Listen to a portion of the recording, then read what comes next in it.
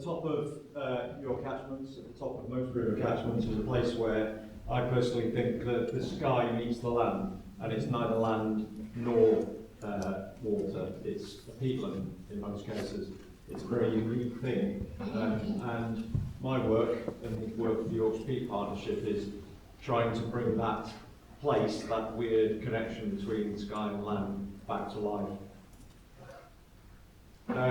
I'll put this slide up now because I usually forget to name check everybody, so I thought I'd put it up at the start, and I can do that. It's a table full of logos, but it shows that the Yorkshire Peat Partnership is a genuine partnership of a wide range of organisations, from statutory agencies to NGOs to charitable trusts that put funding in, to the national park authorities and lots of other organisations. But there's also a lot of people that don't have logos, which we often forget in these cases. So landowners, gamekeepers, farmers, conservationists, volunteers that we all work with as part of that Yorkshire Peat Partnership. And I want to thank them at the start rather than leaving it to the end.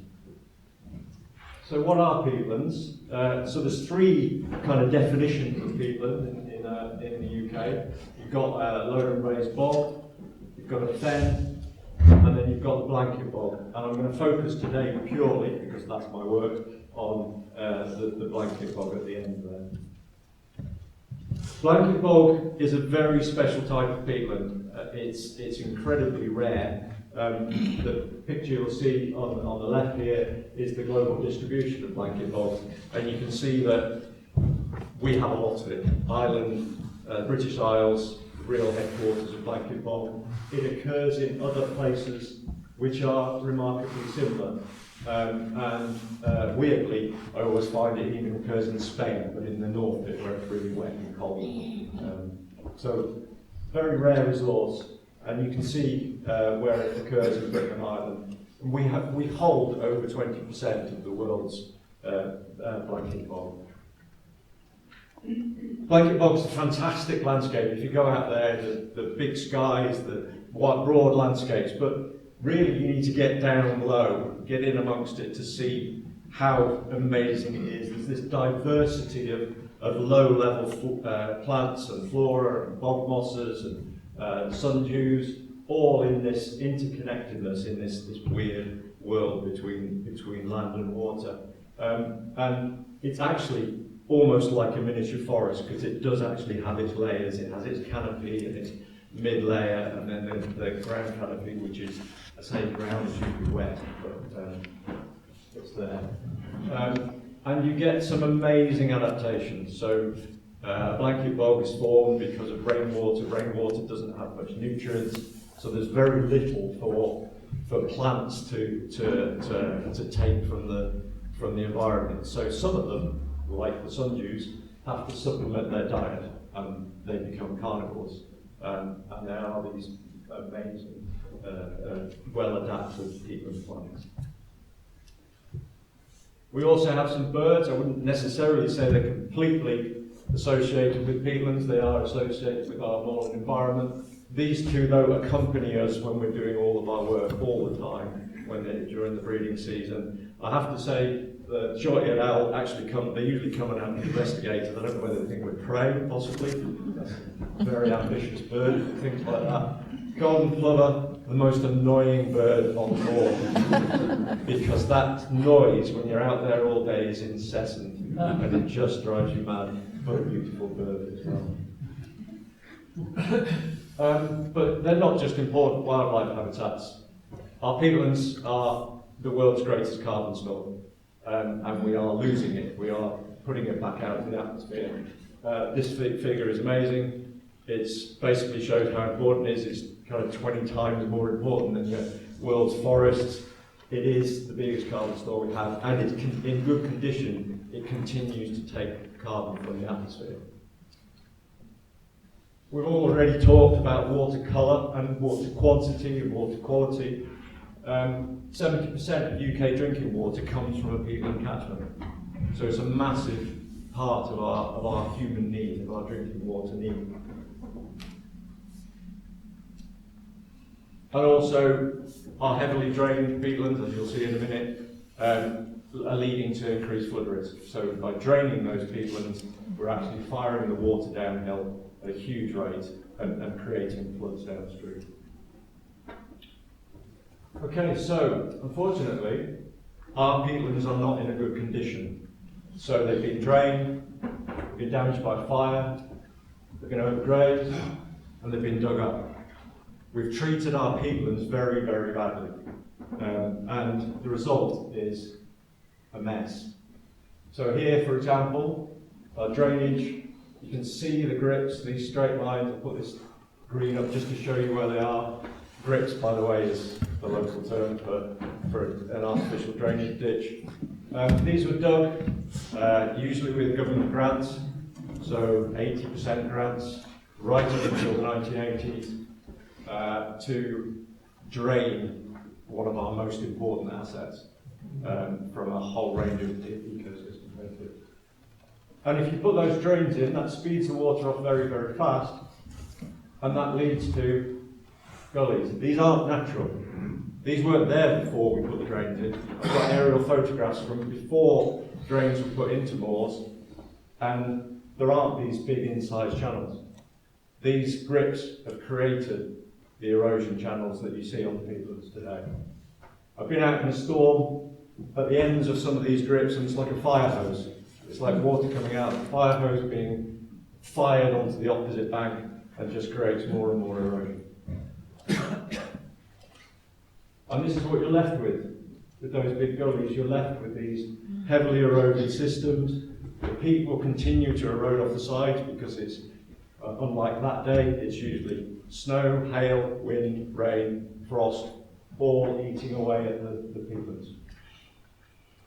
And in some cases, the damage can be huge. You can be left with these vast expanses of flat bare peat. This was actually caused by just after the war aircraft or bombing range activity, which caused a huge fire. This is at Grimwith, above Grimwith. It's called the North Pole by the local landowner, the wine. Fortunately, it's now green because we've done our work on it. So you end up with this situation where you have an ecosystem which is in healthy condition, it's sequestering carbon, storing it for the future. It's wonderful for wildlife. It's great for holding back a bit of water because the water has to meander through it rather than going straight off. And it's great for water quality. Of course, the opposite happens. If it's degraded, it reverses all of those things. So it emits its carbon to the atmosphere, it fires the water down the hills really quickly, loses its biodiversity. The other thing it loses is a unique historic record.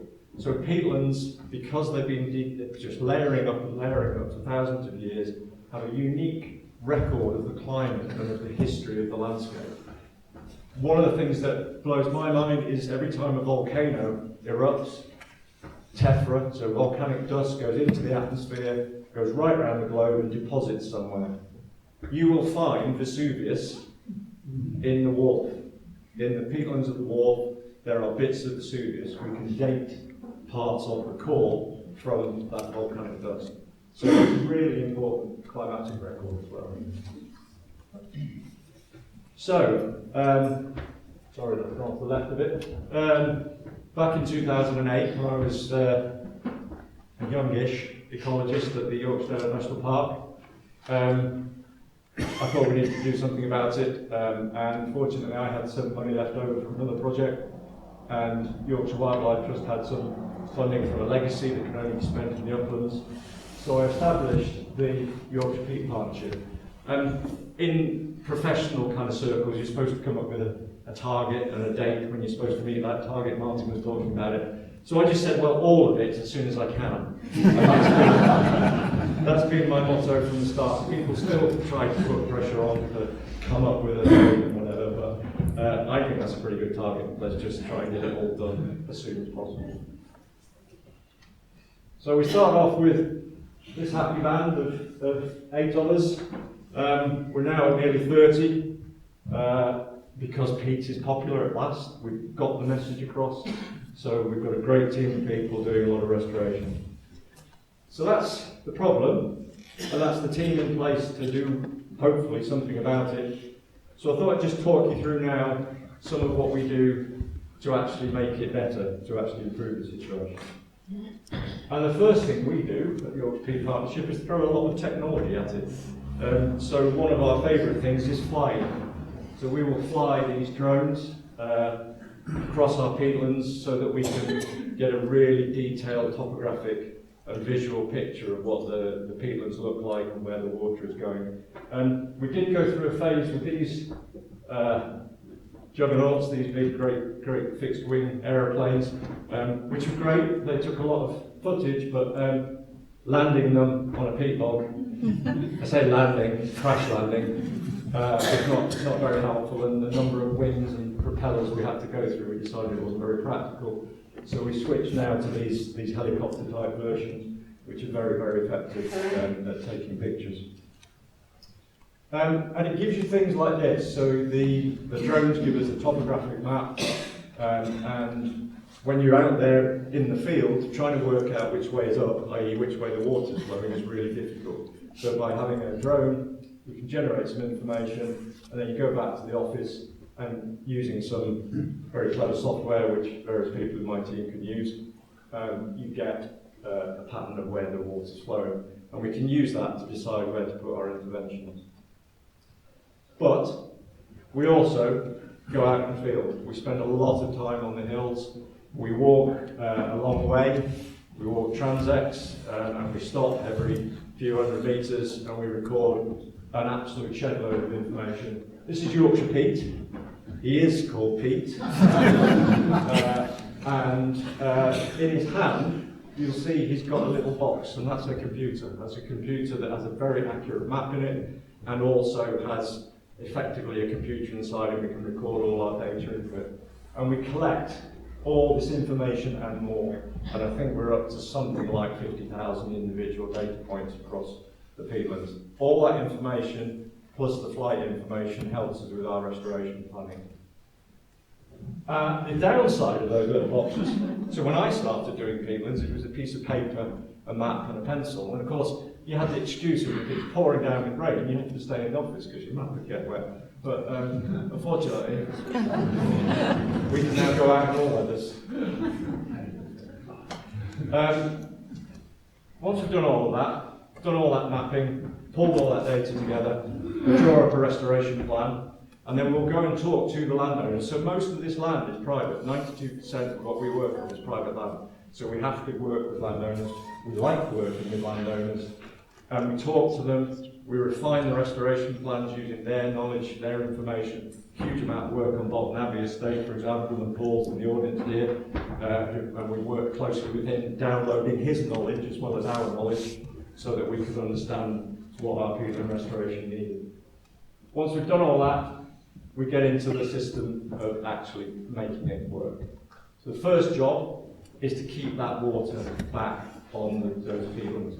So we use a whole set of ways of doing that. Ideally, we want to use this technique. So this is a peat dam.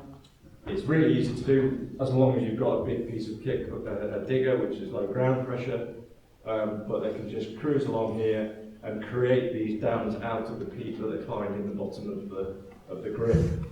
Instant impact, really, and relatively cheap. There are some circumstances where we can't do that, so we have to resort to slightly more construction-based methods. Timber dams work very, very well. In fairly low flowing conditions, they'll very rapidly fill up with peaty sediment. You can see this one here is already revegetating behind it. And then in the worst conditions, where the peat in the base of the gully is eroded away completely and you're right down to the mineral layer, you can't get your posts in for these won't stick, so you need to try something that will really stay put, and that's where the stone dam can put in. Looks easy, doesn't it? But all of this, not that so much, all of this has to get onto the moor. So we have helicopters to do that for us. It's not restoration for the faint-hearted, this is big stuff. The stone dams themselves, there's no person involved. So the helicopter pilot will come in and put that stone exactly where we want it. It is an absolute skill from the helicopter pilots. The digger drivers are also exceptionally skilled. The guys putting the timber dams in just work hard, in very horrible condition. And you can see the effect. So here we've got some grips that have been blocked with peat dams. I think actually heather bales as well on one of them. And you can see how it's quickly filling in with this green stuff. And this is sphagnum moss coming in. More recently, in the last few years, we've come across a new technique. We use a new technique which is using coir logs. So they're like little sausages of waste coconut fibre. These have been an absolute revelation. They win the prize for rapidly accelerating our ability to restore our peatlands. So you can see a helicopter here with great big piles of the sausages, and they'll fly them out to various points, and then we put them in a pattern wherever there's a pinch point to hold water back on our bare peat. And then with our other treatments, you can see this is the result. So it goes from that black to a beautiful green revegetated peatland. We also have hags. So these are areas where, for whatever reason, I think in this case there was a big wildfire, so where Kerry's standing is where peat used to be. The big wildfires just stripped it all off, and then we've got to the edge of it, which is hag. That will continue to erode. You can see that little kind of gap, so the weather will just continue to get in there, erode and erode and erode, unless we do something about it. So what we do is a thing called reprofiling, which again uses that big machine, and we smooth that sharp edge into a less steep angle. If we've got enough turf, that's an instant effect. It stops the erosion, so we stop losing that going. This video can be a bit juddery, but this is what we're doing. It's only a short one, but it just shows the skill of the operators. So this side has been reprofiled, and it's gradually reprofiling the other, and then getting a turf to put over the top of it. And there's another one in the distance. We don't always have enough turf though, so we also cut a lot of what we call heather brash. So we go and we find somewhere that's got a lot of relatively tall heather with a nice mossy layer underneath, and we cut that, we bag it up, fly it off the site, transport it to the restoration site, fly it onto that site, and then the technology breaks down and a load of guys with forks spread it onto the so we spread this mulch over the bare peat. That's got enough seed, enough mosses in it to actually start to revegetate the bare peat. But sometimes we need to supplement it, so we use plugs, cotton grass plugs here to plant into the peat, and also the wonderful sphagnum moss. And that's our ultimate end point, is getting bog mosses onto our peatlands. Sometimes, if we just add water, i.e. keep it there, it'll come naturally. Sometimes we have to give it a helping hand by planting it in. Wonderful group of species, hold a huge amount of water because this is a mock-up we use with some packaging material. The green bits are their photosynthetic cells, but you can see these massive, huge dead cells in between, and they just fill with water whenever it rains, or even takes it from the atmosphere. So massive water store on our peatlands. So that's what we do. And so far, missed the number off the edge, we have restored something like 37,000 hectares of peatlands, which we think is something like 38–40% of peatlands in Yorkshire, which we think puts it as probably one of the biggest conservation programmes in Europe, alongside some of our sister projects in the North Pennines and more to the future. But it's not, we never say we've restored something. We've started the restoration process. Quite often we have to go back to sites. We learn new techniques, we learn new things, so we go back and try new approaches. Or sometimes it doesn't work. The brash stuff doesn't work really well, so we're looking at finding new ways of doing it. We're currently trialling an experiment which is basically about gluing stuff to the peat, using natural glues to try and improve the success of that restoration. But this is what we've done so far. The yellow is those sites that we feel we've done enough work on them, we're having a rest for a bit and we'll come back. The green are those that we feel we've done completely. The wharf is one of our biggest target areas. So if you want to see peatland restoration in action, it's a very easy place to do it. You've got to drive a bit. So if you go across the catchment between Outer Shore and down into Wensleydale, there's Fleet Moss sitting right on the top, and we're there all the time. There's helicopters flying around, there's diggers, there's people doing stuff, and there's a nice little car park. You sit in the car park and just watch what we're doing. And then, yeah, so what next? Oh, sorry. So some of the achievements, you might not be able to read this, but the numbers are big. So blocking nearly 2,000 kilometres of grips, revegetating 100 hectares of bare peat, 125,000 cotton grass plugs. I'm sure we're doing more than that now, and re-establishing sphagnum across 50 hectares. A whole range of things we do. I say we. I started this off, but I very rarely get out now. My job is this. My job is, this doesn't happen without money. And money is not easy.